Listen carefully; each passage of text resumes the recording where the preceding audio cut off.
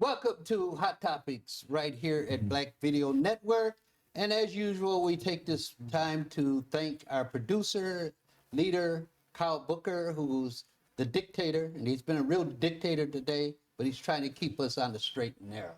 So we do appreciate Kyle Booker. So, hot topic, book banning. Amanda Gorman is a young black lady who delivered the poem at the inauguration of Joe Biden. And so now in Florida, a lady complained about her poem being used in the schools, and they pulled it out. And not only her, but other books are being taken off the shelves throughout the state of Florida, and it's probably spreading to other places also. So that's one of the first things that Hitler had to do was burn the books that didn't comply with his beliefs. And so that's why we're willing to say, maybe we're on the second stage. This is the second stage of moving towards a Nazi kind of government in the United States. So I want to discuss that and how that really affects us. I mean, we've been affected by enough stuff in this country. We don't need to now deal with Nazism. So, Sharon, you want to? Yeah, what we're seeing here is an appropriation of anything black, everything black, anything black. As I had said in the last segment, that as black parents, we can do something, but it's going to have to be a concentrated effort to where we take our kids out of public schools, maybe for one day, because they lose money on that body, and put them into a school where we go over the banned books. Because a lot of these banned books are not taught by black teachers, they're taught by non-black teachers. So we put them into a setting to where they can have those discussions about those books. But it's a terrible situation right now. It's an absolutely terrible situation going on right now to where anything black is being basically removed out of schools. And also LGBTQ also, right? Well, LGBTQ as well, but that's, to me, is another subject. Okay. But I think that as black parents, you have to start going to these school board meetings and raise the utmost amount of hell just to get things done. And there are ways of doing it to where you tag team, because you have what they call the concerned citizens component. And to where you only have 3 minutes, you could bring in 50 of your friends. That's times 3 to where the school board meeting has to stay on until everybody has their say. But we have to start speaking up.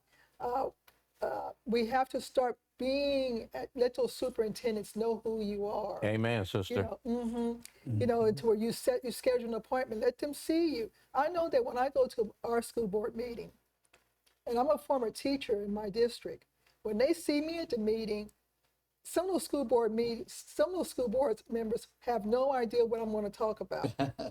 And the one that's black puts his head on the desk every time because he knows that I'm coming in with facts. You have to bring in your advocates. You have to bring in your advocates. If you don't know how to speak about special education, don't go up there and be, silly about it. Bring in somebody who knows special education. So I can go on and on about this, but as parents, as grandparents, as aunts, uncles, whatever, you have to start showing up at those schools. You have to start showing up at those school board meetings and raise hell. Okay. Ken, what do you think about this subject? The book banning? Book banning. Yeah. America becoming like Nazi Germany. So 2 things. This woman who said that this book, that Gorman had no educational value, but Gorman was the youngest poet laureate and the youngest person to ever read a poem at the inaugural, and so she's historical for that reason alone, and that is educational, and it's important for little kids to see that. You have to see it to believe it, and so that is extremely important. So I don't know if they want to keep little kids from seeing that potential or what, but to ban that, and then just some of the other things that they banned. How could you ban The Bluest Eye? How could you ban Beloved? I mean, a Nobel Prize winning book. How can you ban it? Wait, you don't know how they could ban beloved? No, I know how they can. Oh, ban okay. But something like that. Have you Where read The Bluest Eye? I've read The Bluest Eye. So, but I mean, but the stuff that they're banning. This is literature that's critical. That's important. Is something that should be taught. And so if you want to teach kids critical thinking, you want to teach kids about thought. I mean, the reason that they awarded Beloved the prize, it said it covered a quintessential aspect of American life, which was the Nobel Committee said. And so the idea that they're banned, but I mean, so you have the book bannings again as that's analogous to Germany. But you also have the coup. There was, folks, the Nazis they had a coup in Munich called the Beer Hall Putsch. Remember that? Yeah. So they had their failed coup. We had ours. It was January the 5th, right? Yeah. So there's a lot of comparisons to what's going on here. You know, a lot of historical comparisons. And so, I mean, the next thing you know, I'm wondering if they're going to make us wear slap a kente cloth. Just they made the Jews wear the Star of David, and they're going to make us wear a kente cloth. The idea, you know what I mean? So it's just, there are a lot of things that are going on as far as of what they're doing that are comparative to what's going on. That would happen. supports the whole book banning, like what's There, happening with trying to take over Houston police district, another district, the state. Yeah. You have to. One of the things they did was they had to nationalize get control of the police force. And so you have that here in this country. They penetrated the police force. They penetrated the military. I meant to ask Chris about that because you have these radical groups that have deeply penetrated military and police forces as well. So, Go ahead, Chris. I know you got something. And don't call me Dodo. I think it's different. I'm a little bit half baked on this because I don't really know. I'm not a constitutional scholar, but I believe that the banning of these books are unconstitutional. And I believe that what probably should happen is we as black folks need to start filing lawsuits, okay, about these. That can be almost like a first step non-aggression that we could do. Because at some particular point in time, even though the courts may be against us and may not rule for us, we're gumming up the works of the court by being able to do that. So I think, again, I always come back to we need to be doing something, and I have that do something-itis, you know. I'm glad you clarified that about the courts, because we could flood the courts. It could go all the way back up to the Supreme Court. But we have no confidence. Sure. After what happened with Roe v. Wade, we have no confidence in the Supreme Court at all. I agree. So Citizens United. And I think that we also need to understand the enemies among us. So, as Chris and I were, Kate and I were talking before this segment, there's a group of women called Moms for Liberty. And the woman who did that claim about the poem that Amanda Gorman wrote is either a member of Moms for Liberty or has participated in their events. Now, Moms for Liberty is kind of like it's a white supremacist mothers group. Now, you do have some black folks in, because I did go to their webpage, right? And I did a little side-eyeing because, why are black women associated with this? And I think historically, white women have gotten always hooked up in white feminist issues. So that's just another discussion.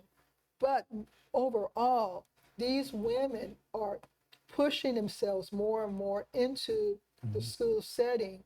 They were probably helicopter parents.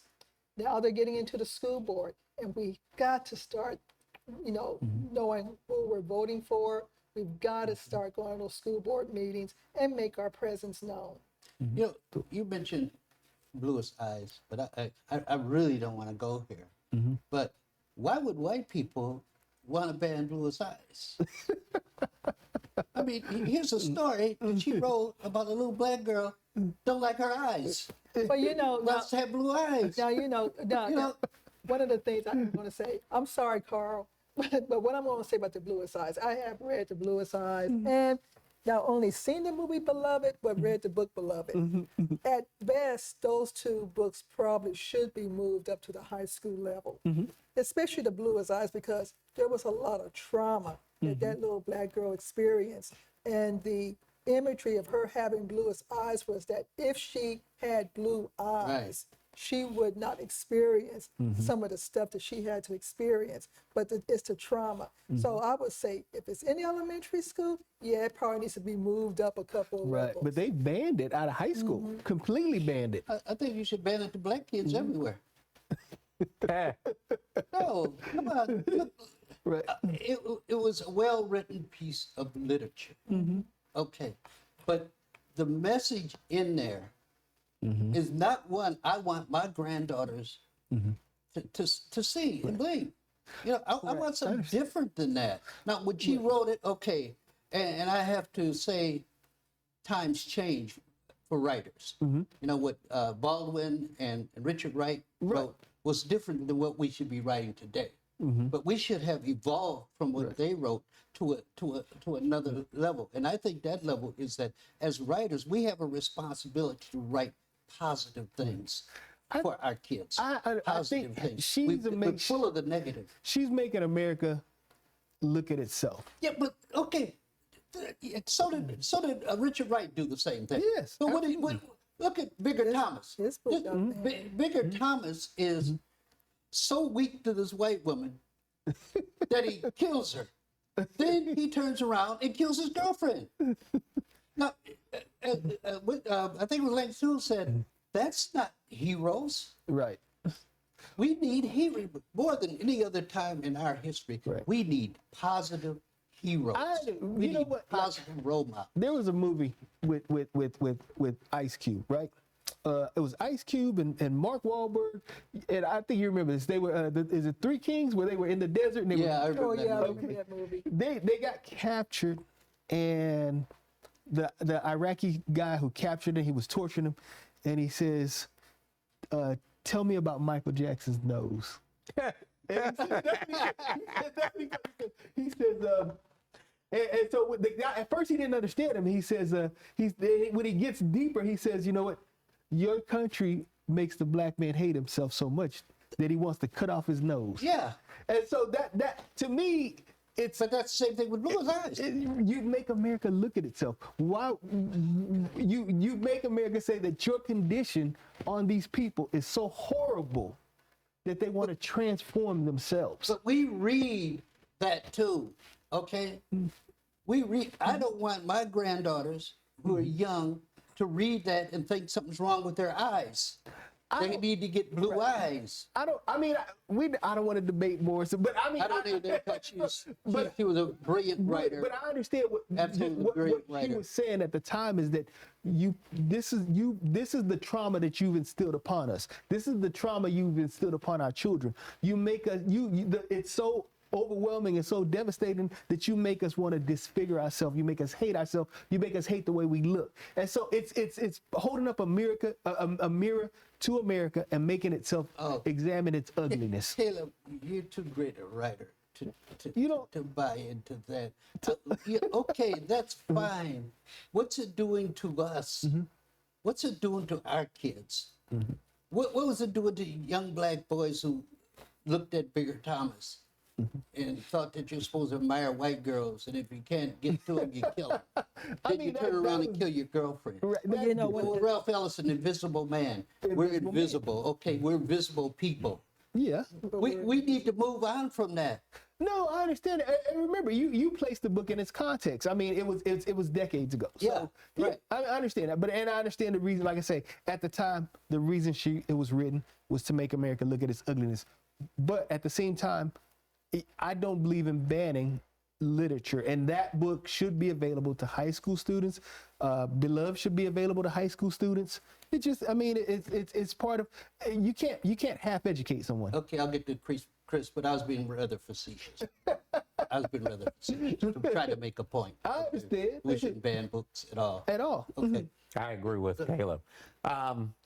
Closing statement for me is just, look, it's Memorial Day, family, and I'd like to send my condolences to the Tina Turner family and the Jim Brown family. And I hope each of you have a safe Memorial Day. Yes, Memorial Day weekend. I've got a father and a brother, both buried at Fort Sam Houston. And when you go out to Fort Sam Houston, it's an humbling place to be, because you look and you see all those flags, all those markers, and all those people did something to try to do something good for this country. Yeah, so same thing. Just thanking all those who sacrificed and gave their lives for what they believed in. And so again, it is what it is. Okay, this has been a good show today. We talked about soldiers, we talked about book banning, we talked about America becoming a Nazi. country. So have a good Memorial Day, and we will see you next week. And remember, we're telling our story our way here at Contemporary Black Voices.